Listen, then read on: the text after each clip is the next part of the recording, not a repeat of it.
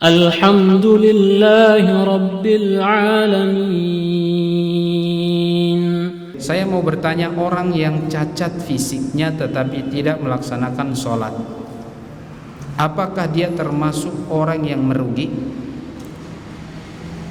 Yang cacat fisiknya tetapi tidak melaksanakan, bukan tetapi, dan seharusnya ya. Ini bahasa Indonesia kurang ini.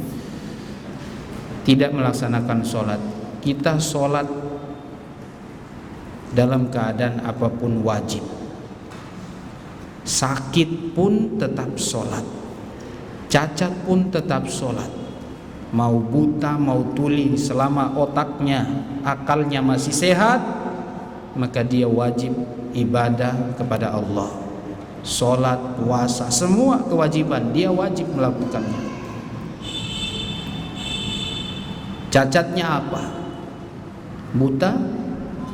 Di zaman Rasulullah ada orang buta sholat, dia berjamaah di masjid, pergi ke masjid untuk sholat ya.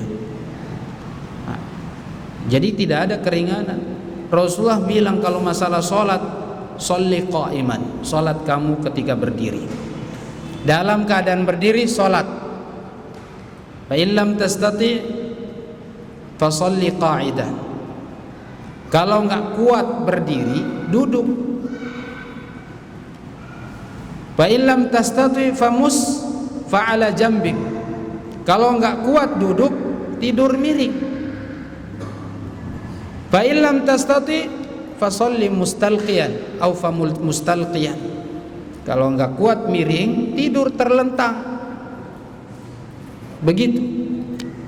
Itu kata Rasul sallallahu alaihi wasallam. Bagi orang yang sudah enggak bisa lagi berdiri, enggak bisa duduk, enggak bisa tidur miring, sampai terlentang, lalu kemudian dengan isyarat melakukan sholat pun tetap isyarat. Sudah nggak bisa gerak, sholatnya pakai isyarat, pakai mata saja juga boleh. Harus sholat, bahkan setelah mati kita disolatkan. Sampai mati kita beribadah kepada Allah. Jadi tidak ada yang namanya kata pensiun atau kita istirahat dulu. Apakah dia termasuk orang yang merugi? Kalau enggak sholat ya jelas tempatnya neraka, kafir orang tersebut kalau enggak sholat. Tapi kita juga tidak boleh mengatakan kamu kafir karena enggak sholat. Enggak bisa. Udah biarin, kita akan sampaikan saja hadis Nabi, orang yang enggak sholat itu kafir. Kata Rasulullah, man taraka shalah faqad kafar.